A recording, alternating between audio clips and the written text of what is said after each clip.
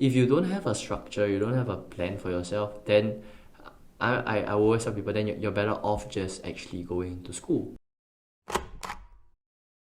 Here, like with our students, there's quite a lot of students that kind of feel out of place. Right. Like they just feel like, oh, actually I don't really want to go uni, or I don't really know what I want to do.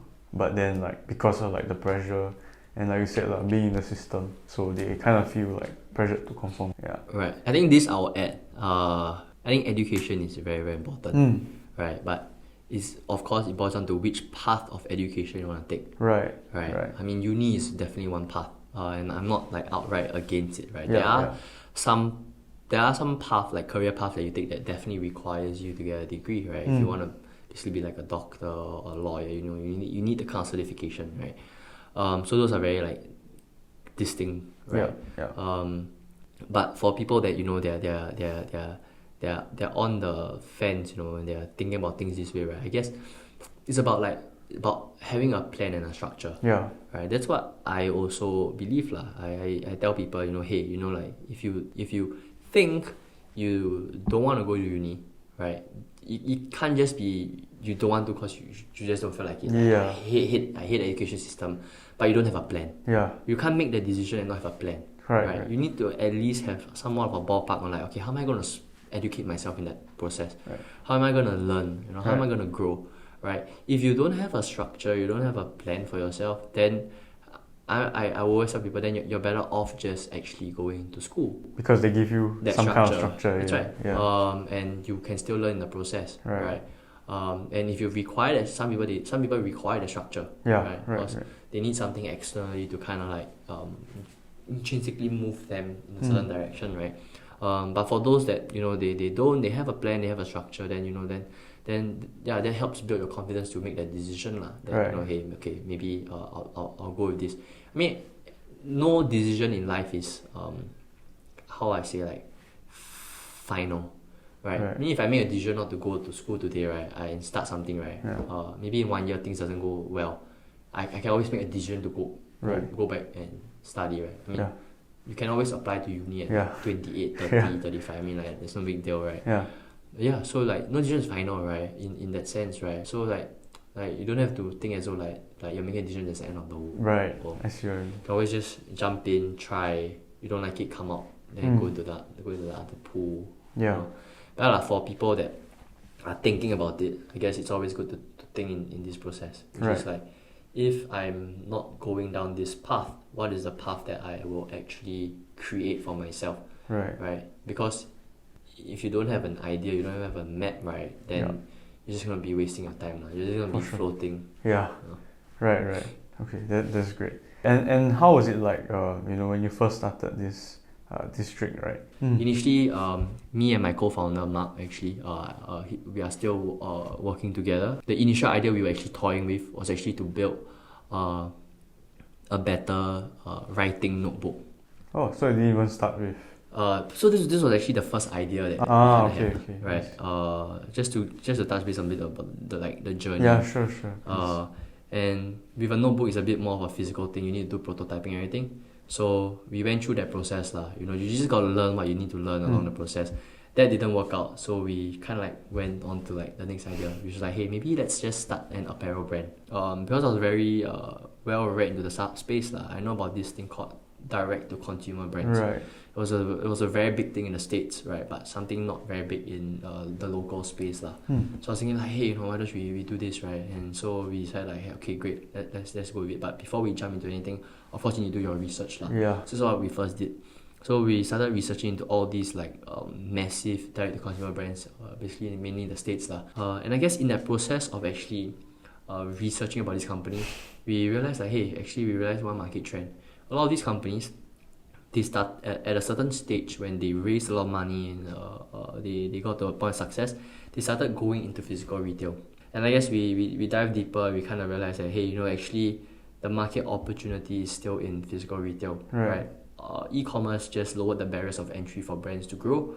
But if you want to hit a point of really like maximum growth, you need to move from online to offline. Right. And that's how we actually came with the idea. It's like, hey, maybe we could help these brands expand, right? Our initial idea was pretty lofty lah. We were like, hey, why don't we gather all these brands from the States, right, and then bring them into Singapore, Right. in like one massive store, right? And we thought that was like a great idea, right? But slowly along the way, we humbled ourselves. I realized that actually we're nobodies. Why would these brands want to work with us? How do we even get the resources to open such a big store? We've never really ran a store before. And I guess slowly over time, we humble ourselves. Like, okay, maybe there's something smaller we could start with, right? Maybe that's the grand idea. But what is the proof of concept that we could do, right?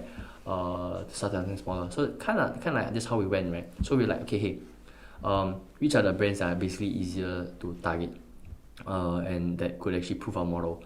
So one thing we realized was that like a lot of these D2C brands that we would have wanted to work with, they were high SKU companies, meaning they have a lot of product varieties. Just coming from like a more operational point of view, like, okay, how can we actually test this idea out a bit more simpler? So we looked into basically gadget brands, right? Like companies, consumer tech brands that basically build gadgets, and also like online furniture companies that were like starting up. So that's actually how we actually went with our proof of concept lah. So along the way, we met people, we pitched our idea, they connected us with people along the way, which we are always very grateful for lah. And we managed to basically find a spot, like a retail spot, Right. basically at Plaza Sing now currently still. So this point we're bootstrapped. What that means is we're just using our own money to basically like try and like test the idea and see whether it takes off lah. Even though we haven't signed a contract, you just have to go with it lah. It's just telling people like, okay, hey, telling a brand like, hey, we have a store that's going to be opening at this point of time. Will you be keen to come on board? Blah blah blah. And you have to phrase it in that way lah. You cannot say like we are thinking of getting a store. Of course, yeah. And you always had. I mean, we had to come from a point where it made us feel that they were aware we were a startup, but we had to establish that we knew what we were doing. Like legit lah. Yeah, even though maybe in the process we were learning about what we're doing, right? Which is entirely fair, right? We're not like conning them or scamming them. Yeah. We provide the service that we came out to provide lah. At the end of the day, right? So that's how basically we started lah. We managed to find a few brands that said yes.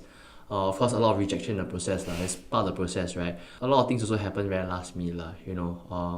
Of course, these brands they get convinced at the last point. Yeah. So we're also scrambling and trying to pull everything together, right? Yeah.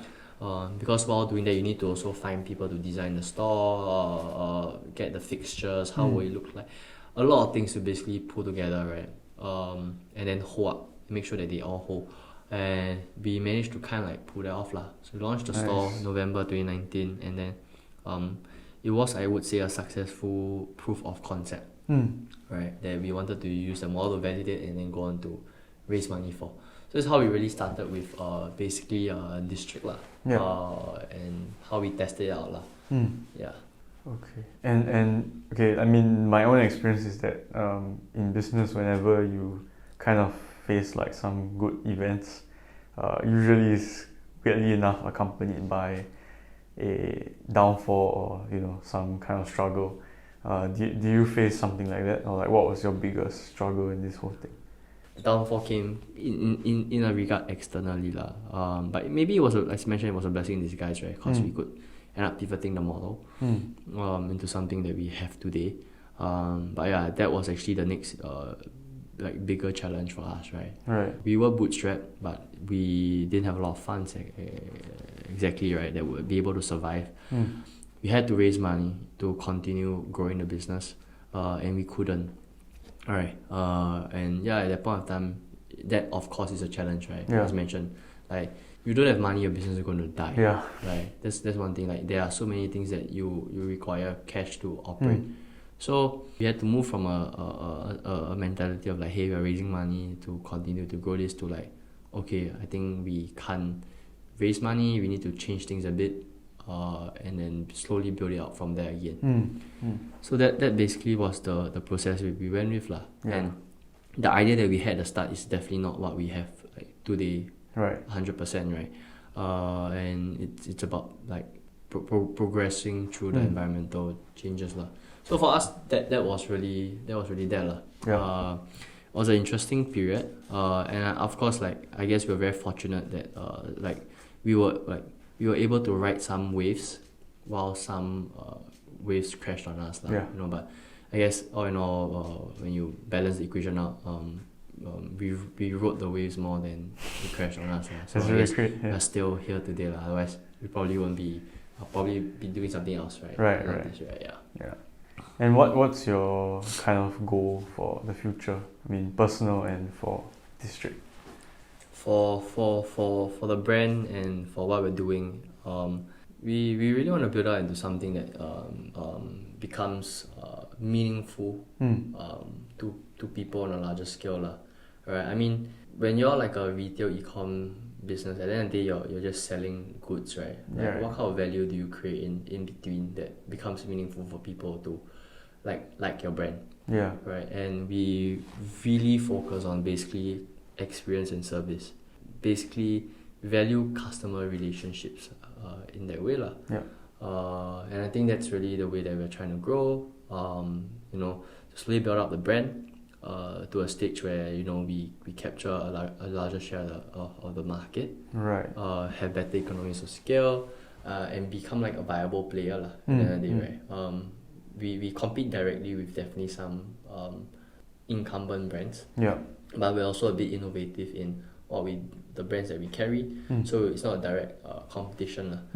But of course we want to build it into a stage where we could compete with these kind of brands meaningfully lah. Yeah. And that's really where we are trying to go lah. And the whole goal is that like to really build brands lah. Different niche, different industries. You know, I think that's something that will always be fun. Yeah. For us lah. So I think from this perspective, that's really what we want to do lah. So as mentioned, what we're right now is called Synced. It's very focused on basically consumer electronics and gadgets lah. Right. You know, but we might want to branch out to different industries. Yeah. You know, maybe like touch base with the initial idea that we had years back, right? Which was lofty, but maybe, you know, each step we take maybe gets us closer to that. If that's a model that we really think will work in the current stage of like retail and broadly everything. Yeah.